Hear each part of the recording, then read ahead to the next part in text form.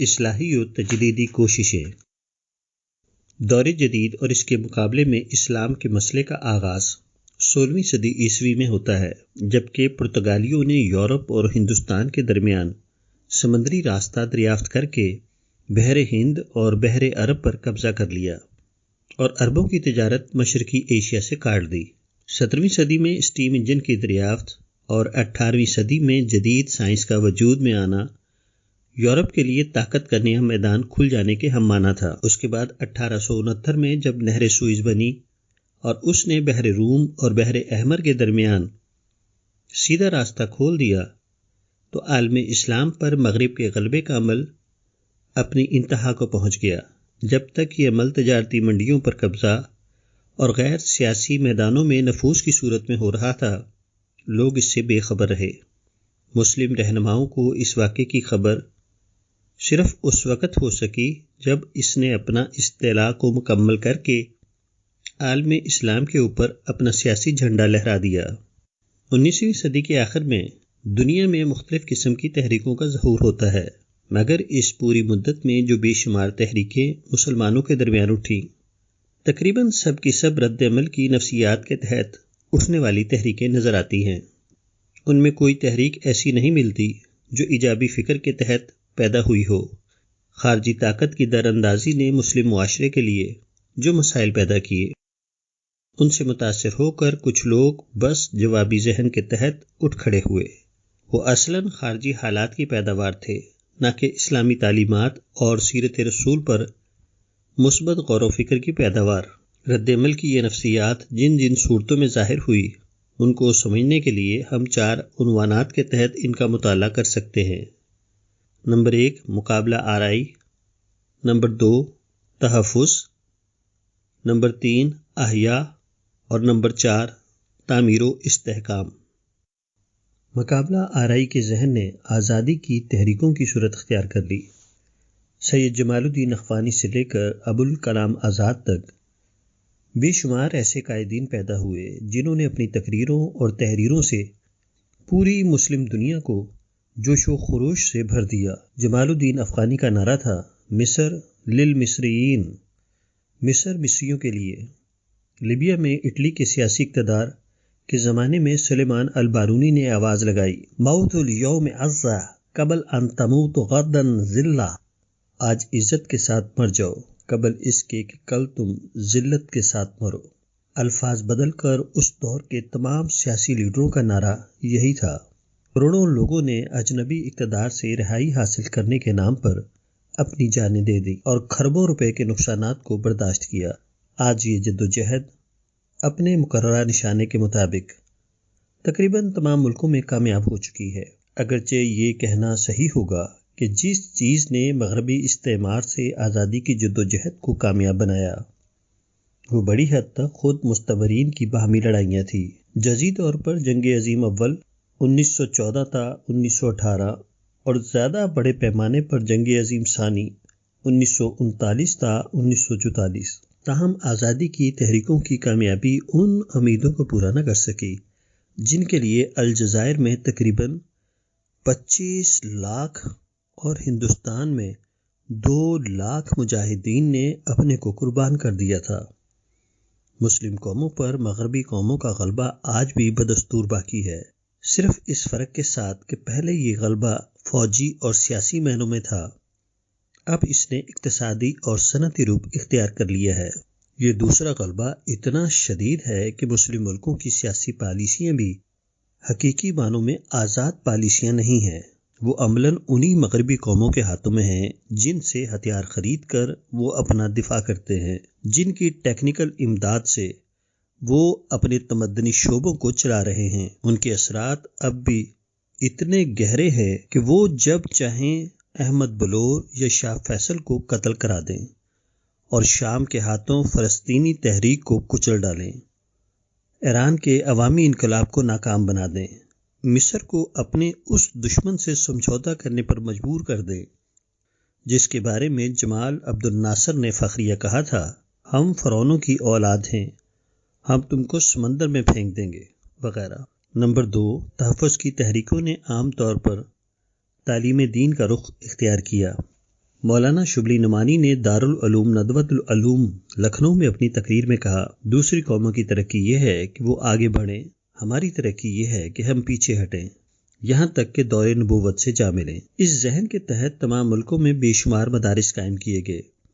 ان مدارس کا مقصد یہ تھا کہ مسلم نسلوں کو عربی زبان اور اسلامی علوم کی تعلیم دی جائے اور ان کو کم از کم ذہنی حیثیت سے دور نبوت تک پہنچا دیا جائے۔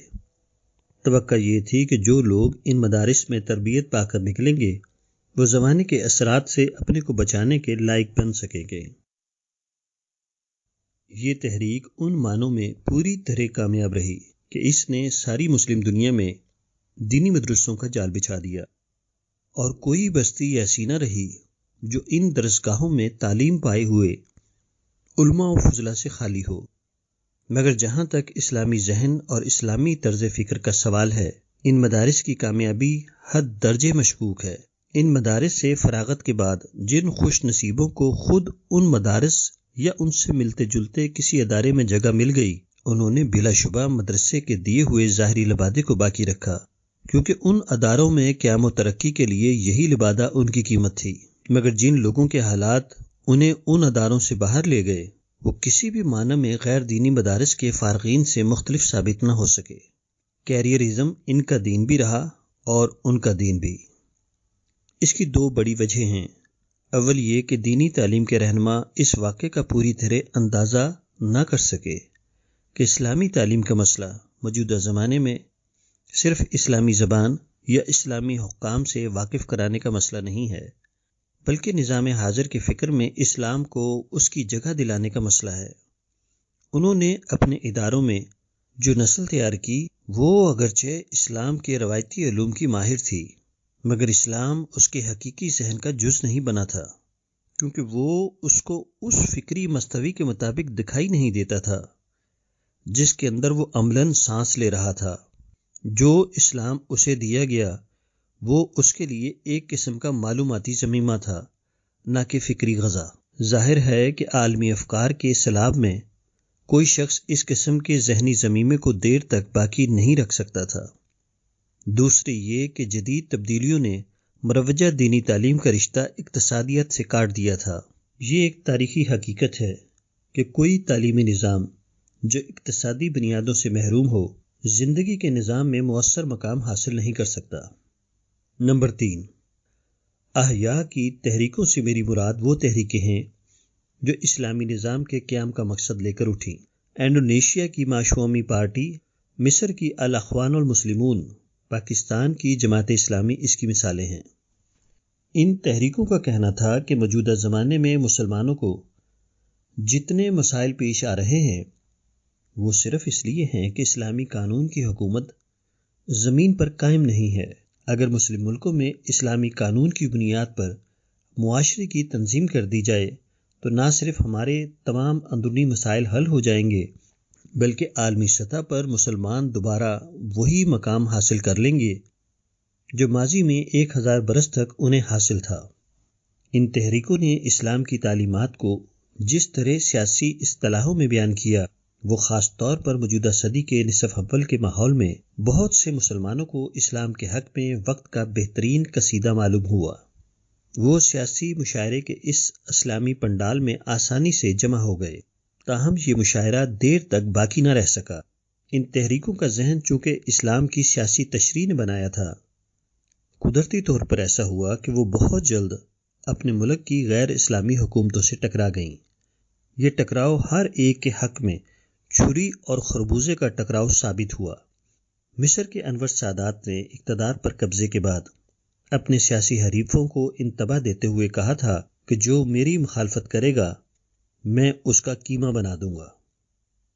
مسلم حکمرانوں کے یہ ارادے سب سے زیادہ جن کے حق میں صحیح ثابت ہوئے وہ یہی اسلامی نظام کی علمبردار جماعتیں ہیں۔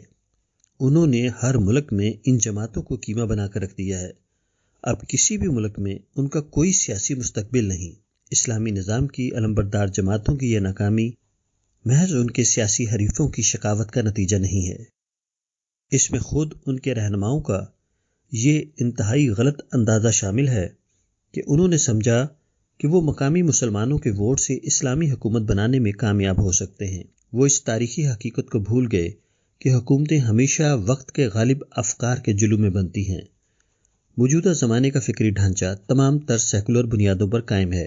ایسی حالت میں کسی کے لیے ممکن نہیں ہے کہ وہ اپنے ملک میں اسلام کا سیاسی جزیرہ بنا سکے جب تک وہ زمانی افکار کے ڈھانچے کو توڑنے میں کامیاب نہ ہو گیا ہو۔ نمبر 4، تعبیر و استحکام سے میری مراد وہ فکری حلقہ ہے جس کا کہنا یہ تھا کہ اجنبی اقتدار سے براہ راست سیاسی تصادم نہ کیا جائے، اس کو بطور چھتری استعمال کرتے ہوئے غیر سیاسی دائروں میں اپنے کام کو جاری رکھا جائے۔ بدقسمتی سے یہی وہ ذہن ہے جو موجودہ دور کے مسلمانوں میں سب سے کم پایا گیا ہے۔ مفتی محمد عبدہو نے پیرس میں زمانہ قیام سے متعلق اپنے استاد جمال الدین افغانی کا ایک تاثر نقل کیا ہے۔